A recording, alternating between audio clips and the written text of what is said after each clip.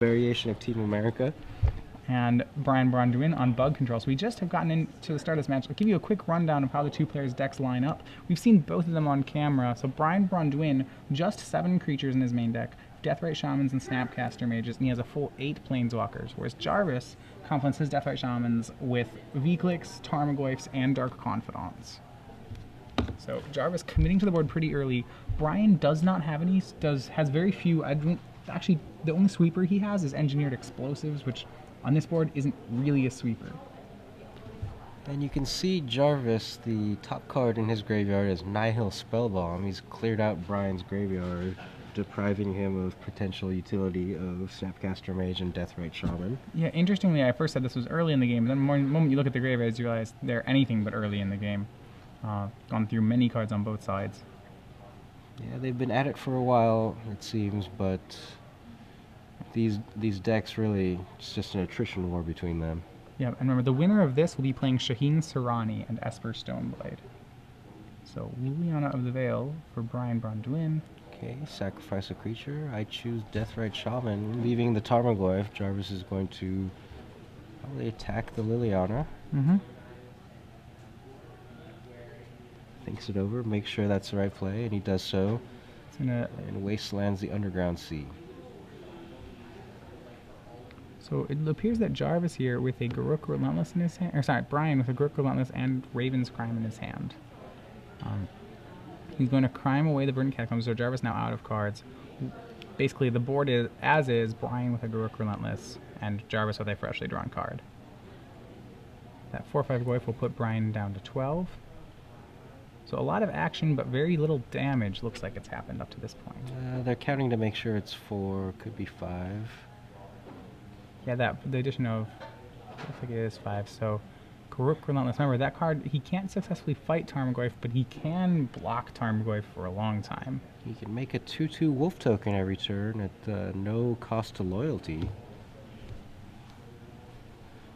So I think we are probably discussing how big the Tarmogoyf was.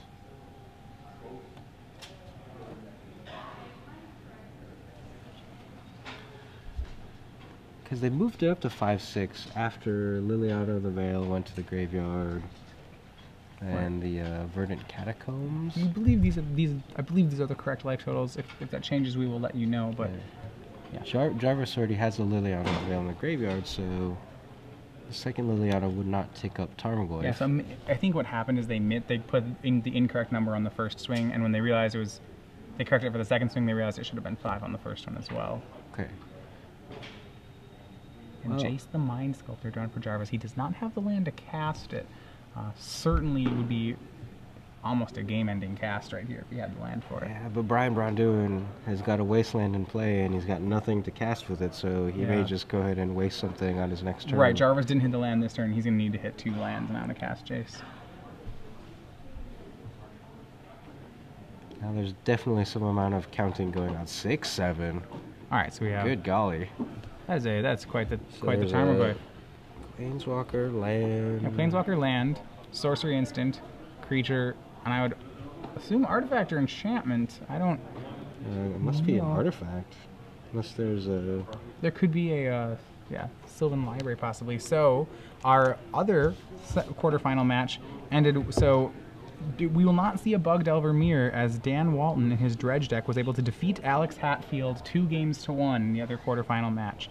So Dan Walton will advance to play against Daniel Signorini in our first semifinal match.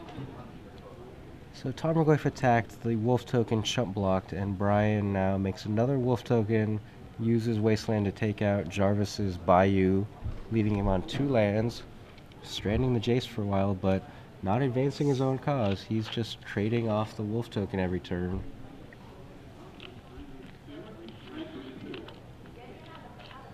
Who's going to draw out of this first?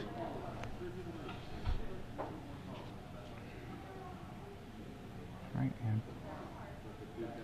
so we have really a pretty big standstill here. We have an Abrupt Decay drawn by Jarvis. Interestingly enough, he has no he has very little interest in Abrupt Decaying a wolf token. Well, Brian correctly wastelanded the Bayou. Oh yeah, sorry, he has no green source. But as soon as now drawn another Wasteland for an Underground Sea, so Yep, him we're to just draw stuck by here. Jarvis. Brian drawing more Wastelands than Jarvis lands, but really not able to make any sort of headway as of yet. Jarvis is, I mean, the Jace all but not a card in Jarvis's hand at this point. But the Abrupt Decay, pretty real, as it will Yeah, if he gets function as a kill spell for the Garruk. any green source. Ooh, a land, but it's not a green source. Yeah, but this will allow him to him the 2 cards in Braun Duin's hand, which is pretty real. And he's going to put Snapcaster Mage into play.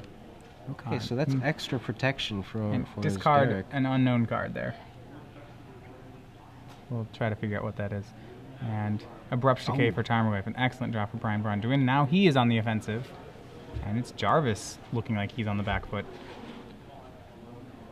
Deathrite Shaman drawn for Jarvis. There are Wastelands in, I believe, yeah, in both. There's lands in both players' graveyards at this point.